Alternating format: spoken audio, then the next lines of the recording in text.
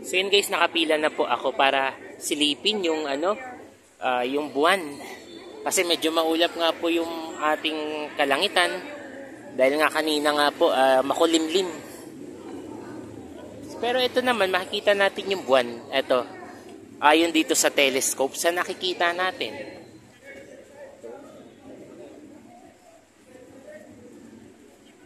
At mula po yun dito sa Robinson Antipolo.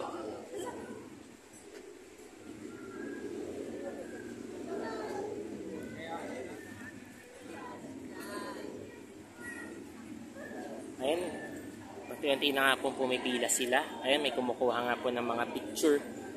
Ako guys, pwede ko na maipakita sa inyo. So, magitan ng picture, maya-maya po, para makita natin, masilayan natin yung kasagsagan ng buwan. Siyempre, ayan, makikita po natin yun, no? Ayan po yun, bale, makikita natin siya sa pamamagitan ng telescope. Ayan po. Next! Ayan guys. So yun mga kabaro and friends, videoan na lang natin. Nakita natin yung buwan. Ayan o. Diba maliwanag o. Ayan. Ayun. So mga kabaro and friends, ayan, nakita natin yung buwan. Super duper liwanag. O diba guys. Videoan na lang natin kaysa picturean kasi may flash camera po itong akin. Yun. Si Makabaro channel nga po pala. So yan mga kabaro and friends. Kasi lahat ng mga pangalan na yan is location lang yan. Like, Chelyabinsk is located in Russia, Kanyandjabal is located in Arizona, Campo del Cielo located siya sa Argentina, si Jicara naman sa Libya, si Bondok dito siya sa Southern Tagalog region, si Pongores, dito naman siya sa may Cagayan Valley, si Orconuma naman Southern Tagalog. Ito kasi yung dalawa natin na Southern Tagalog, si Bondok at si Orconuma. Si Bondok Meteorite, isa siya sa mga kilala. Siya yung pinakamatanda dito na meteorite natin sa Pilipinas. So ito guys, nga pala, singit lang po natin. Meron tayong buwan sa ating bansa. Na tatlo dito ay sila. Ayan nga po pinaliwanag ni Kuya. Si Bondok, si Pongo, at si, ano isa? Si Orconuma. Si Orconuma. To be honest, meron po tayong ito na meteorites. Andyan po sila, Pampanga Meteorite. Yung kaka-unveil lang po natin na Pampanga Meteorite, andyan din po sila. So, ito lang po yung meron tayo as of today. Pero marami po tayong meteorite sa Pilipinas. Meron po tayong 7 na na-discover. So, ito po. Ito po naman po kay Campo del Cielo. Baka po magtataka kayo bakit po ganyan yung itsura niya. Kasi naging polish na po siya. Pero kapag hindi pa po siya polish, like a raw stone pa rin po siya natin na nakita, ang makikita lang po natin is like this one, like the other one. Pero siya lang po yung nabili namin na polish, kaya po ganyan yung kanyang itsura. Si Jicara naman po, isa po siya sa mga notable since meron po siyang self-gluing, like siya po mismo yung nag-self-construct sa sarili niya dahil sa iba't ibang meteorites na tumatama sa kanya, sa mga space rocks na tumama sa kanya. Kaya, yung Jicara 01, baka magtakay ba't may 01, that is a specimen number po. Then yung Bondok, ayun nga po, gaya na sinabi ko, meron po tayo neto mas malaking version sa National Museum of National History. Makikita nyo po dun yung Bondok Meteorite din naman sa National Museum of National History. Saan lugar po makakita yan? Manila po, Manila. Ayun, sa Kamaynilaan mga kabaro and friends. Pag may time tayo, pwede tayong pumunta dito. That is the Bondok Meteorite. Meron din po tayong Pongo Meteorite. Isa po siya sa mga naging notable since it's called a hammerfall meteorite. Bakit siya hammerfall? Kasi ang the rest na to is freefall. Freefall meaning kasi wala silang tinamaan na any man-made object. And once it hits something man-made, like sabihin natin na bahay, yun yung magiging hammerfall meteorite. So, gaya nga na yung case dito kay Pongo, tinamaan niya yung isang bahay doon sa Cagayan Valley. So, kaya siya tinawag na hammerfall meteorite. Si Orconuma naman, isa rin siya sa mga kilala natin na meteorite kasi matanda na rin siya, almost 4.5 billion years old na rin siya. Nakita rin siya sa Southern Tagalog kasi dalawa lang nga meron tayo sa Southern Tagalog region na meteorite. Siya at saka dito si Bondok Meteorite. Ayun, dalawa yung Southern Tagalog na nandiyan. Ang istorya na ito is nakita ito ng tatlong farmers. Then akala, no 2011 ba yun? Then akala nila is katapusan na ng mundo nung nakita nila yung meteorite, yung meteor na yon. Kaya ayun, yun yung pinaka-istorya niya. Kay Bondok naman natagpuan siya ng isang hunter. Then na-confirm siya na meteorite ni Mr. Harvey Niniger. You can search it. Then si Pongo naman, ayun po, isa po siyang hammerfall meteorite. Meron po tayong hammerfall artifacts. Yun po yung bubong, tsaka yung paso na tinamaan ni Pongo.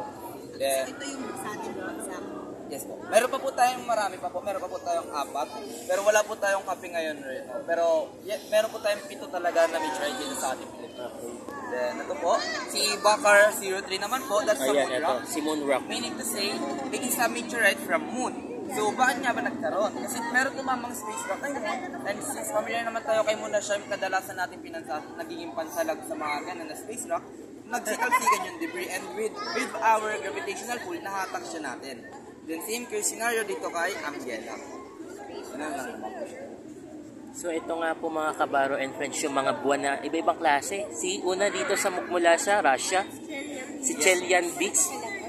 Tapos sa Iraq, sa USA, si Canyon Diablo, Campo del Cielo mula sa Argentina, si Jicara mula sa Libya. At syempre ang ating bansa na sila Bondok, Congo at si Orkunuma. Ang mga buwan na ito ay iba't ibang klase daw pala na nakikita natin mismo sa mga kapaligiran, lalo na sa ibang bansa. Halos nakikita to mga kabaro and friends. Si Moonrock naman at si Mars Rock ay ibang klaseng mga buwan pala ito. Ito ayon dito sa sa pinaliwanag ni Kuya. Siyempre. So mga kabaro and friends, meron tayong magiging learnings dito hingil sa mga buwan, iba-ibang klase ng buwan. So ngayong gabi, makikita natin ang mga nakasaksihan natin sa buwan. Yes, those are space rocks po. Okay. Yeah, outer space. So ito nga po yung tinatalakay din ng science. Space rocks and meteorites. Ayan. Bawal po kunin. Lahat po yan.